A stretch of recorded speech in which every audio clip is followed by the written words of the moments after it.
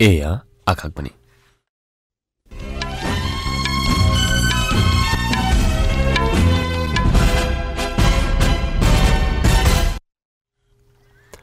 বাতৰিৰ সৈতে মই অৰূপ কুমাৰ শৰ্মা আৰু মোৰ সৈতে আছে ভাস্বতী দেৱী। এতিয়া প্ৰধান বাতৰিসমূহ হ'ল দিল্লীৰ কৰ্তব্য পথত আজি গণৰাজ্য দিৱসৰ কুচকাৱাজৰ পূৰ্ণাংগ আখৰাৰ আয়োজন কৰা হৈছে।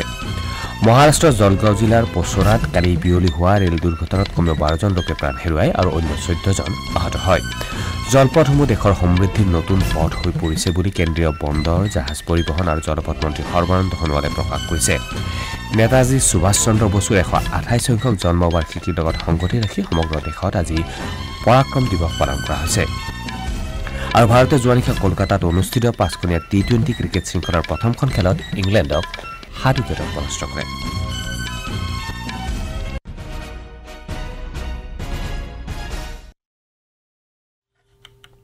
এতিয়া শুনক বিতং বাতৰি। দিল্লীৰ কৰ্তব্য পথত আজি গণৰাজ্য দিৱসৰ কুচকাৱাজৰ পূৰ্ণাংগ আখৰা অনুষ্ঠিত হ'ব। এই কুচকাৱাজ পুৱা 10:30 বজাত বিজয় চকৰ পৰা আৰম্ভ হ'ব আৰু লালকিল্লাত সামৰণি পৰিব।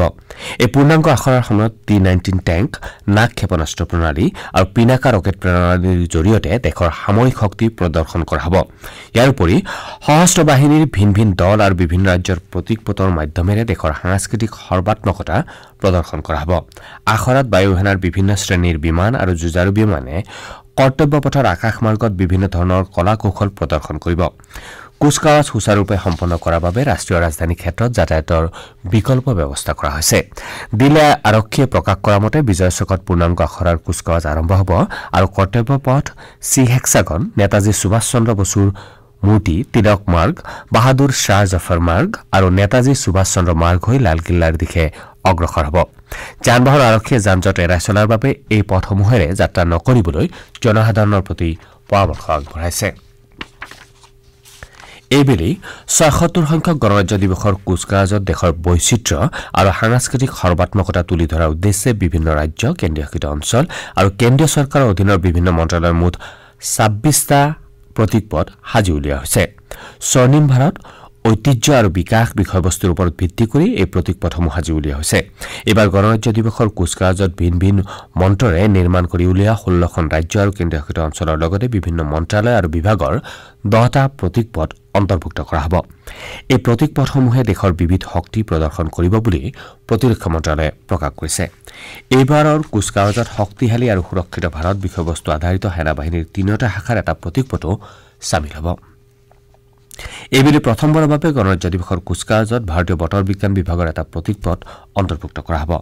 আকাশবাণীৰ সৈতে হোৱা আছুতীয়া সাক্ষাৎকাৰত ধৰিত্ৰী বিজ্ঞান মন্ত্ৰালয়ৰ সচিব ডক্টৰ এম ৰবিচন্দ্ৰনে কালি কয় যে বতৰ বিজ্ঞান বিভাগৰ বাবে ইয়াৰ 150 বছৰজোৰা চহকী ইতিহাস আৰু ঐতিহ্য জনসাধাৰণৰ সন্মুখত তুলি ধৰাটো সঁচাকৈ গৌৰৱৰ কথা। কুচকাৱাজত অংশ ল'বলগীয়া অন্য প্ৰতীকপটসমূহৰ ভিতৰত দেশৰ সাংস্কৃতিক বৈচিত্ৰ্য আৰু সৃজনশীলতাক উদযাপন কৰা সাংস্কৃতিক মন্ত্ৰালয়ৰ প্ৰতীকপট অন্যতম। প্ৰধানমন্ত্ৰী নৰেন্দ্ৰ মোদীৰ ঐতিহ্য উন্নয়ন মন্ত্ৰৰে অনুপ্ৰাণিত হৈ এই প্ৰতীকপট নিৰ্মাণ কৰা হৈছে। মহাৰাষ্ট্ৰৰ জলগাঁও জিলাৰ পচৰাত কালি বিয়লি হোৱা ৰেল দুৰ্ঘটনাত কমেও 12জন লোকে প্ৰাণ হেৰুৱায় আৰু অন্য 14জন আহত হয়। নিহতসকলৰ ভিতৰত 3গৰাকী মহিলা আৰু এটি 10 বছৰীয়া শিশু আছে। আহতসকল বিপদমুক্ত বুলি কোৱা হৈছে। পুষ্পক এক্সপ্ৰেছত জুই লগা বুলি উৰা বাতৰি বিয়পাৰ পাছত চেইনটানী ৰেলখনৰ একাংশ যাত্ৰী নামি যোৱাৰ সময়তে কৰ্ণাটক এক্সপ্ৰেছ নামৰ অন্য এখন ৰেলগাড়ীয়ে যাত্ৰীসকলক মহতিয়াই নিয়াৰ ফলত এই অঘটনটো ঘটে।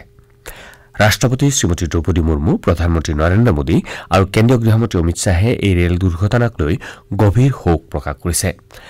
ৰাষ্ট্ৰপতি মুৰ্মুৱে সামাজিক মাধ্যমযোগে আহতসকলৰ আশু আৰোগ্য কামনা কৰিছে। প্ৰধানমন্ত্ৰী মোদীয়ে সামাজিক মাধ্যমযোগে ৰেল দুৰ্ঘটনাত প্ৰাণ হেৰুওৱা লোকসকলৰ পৰিয়ালবৰ্গলৈ শোক প্ৰকাশ কৰিছে আৰু আহতসকলৰ আশু আৰোগ্যৰ বাবে প্ৰাৰ্থনা জনাইছে। কৰ্তৃপক্ষসমূহে প্ৰভাৱিত লোকসকলক সম্ভাৱ্য সকলো ধৰণৰ সহায় আগবঢ়াবলৈ প্ৰধানমন্ত্ৰীয়ে প্ৰকাশ কৰিছে। কেন্দ্ৰীয় গৃহমন্ত্ৰী অমিত শ্বাহে এই দুৰ্ঘটনা সন্দৰ্ভত মহাৰাষ্ট্ৰৰ মুখ্যমন্ত্ৰী দেৱেন্দ্ৰ ফাড়নবিছৰ সৈতে কথা পাতিছে। তেওঁ স্থানীয় কৰ্তৃপক্ষই আহতসকলক সকলো ধৰণৰ সহায় আগবঢ়াবলৈ প্ৰকাশ কৰিছে। কেন্দ্ৰীয় তদন্তকাৰী সংস্থা CBIয়ে আৰজিকৰ চিকিৎসা মহাবিদ্যালয়ত সংঘটিত ধৰ্ষণ আৰু হত্যাৰ গোচৰত যাৱজ্জীৱন কাৰাদণ্ডেৰে দণ্ডিত সঞ্জয় ৰায়ৰ মৃত্যুদণ্ড বিচাৰি কলকাতা উচ্চ ন্যায়ালয়ৰ কাষ চাপিছে। কলকাতাৰ চিয়ালদহৰ এখন সত্ৰ আদালতে সোমবাৰে মুখ্য অভিযুক্ত সঞ্জয় ৰায়ক যাৱজ্জীৱন কাৰাদণ্ডেৰে দণ্ডিত কৰিছিল। আপোনালোকে বাতৰি শুনিছে আকাশবাণীৰ পৰা।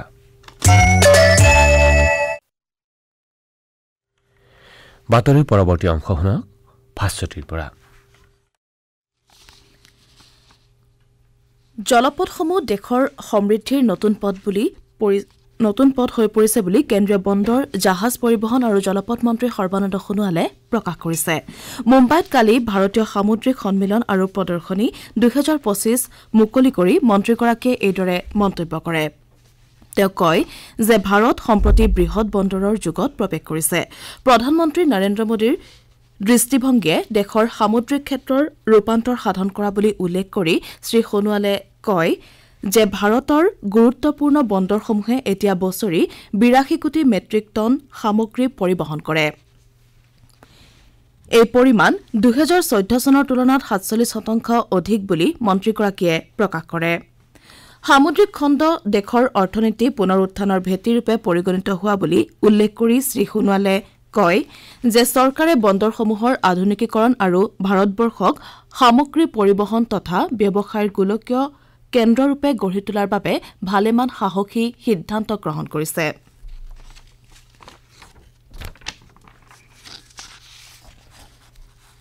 নেতাজী সুভাষ চন্দ্ৰ বসুৰ 128 সংখ্যক জন্মবাৰ্ষিকীৰ লগত সংগতি ৰাখি সমগ্ৰ দেশত আজি পৰাক্ৰম দিৱস পালন কৰা হৈছে।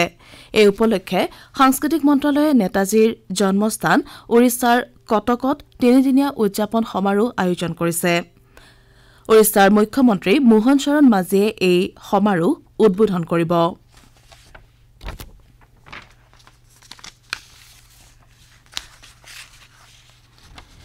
ভাৰতে যোৱা নিশা কলকাতাৰ ইডেন গাৰ্ডেন্সত অনুষ্ঠিত 5খনীয়া T20 ক্ৰিকেট শৃংখলাৰ প্ৰথমখন খেলত ইংলেণ্ডক 7 উইকেটত পৰাস্ত কৰে। খেলখনত ইংলেণ্ডে প্ৰথমে বেট ধৰাৰ আমন্ত্ৰণ লাভ কৰি নিৰ্ধাৰিত 20 অভাৰত আটাইকেইটা উইকেট হেৰুৱাই 132 ৰান সংগ্ৰহ কৰে। ইংলেণ্ডৰ হৈ অধিনায়ক জছ বাটলাৰে 44টা বলত সৰ্বাধিক 68 ৰান কৰে। ভাৰতৰ হৈ বৰুণ চক্ৰৱৰ্তীয়ে 3টা উইকেট দখল কৰে। অৰ্শদীপ সিং, হাৰ্দিক পাণ্ডিয়া আৰু অক্ষৰ পেটেলে 2টাকৈ উইকেট লাভ কৰে।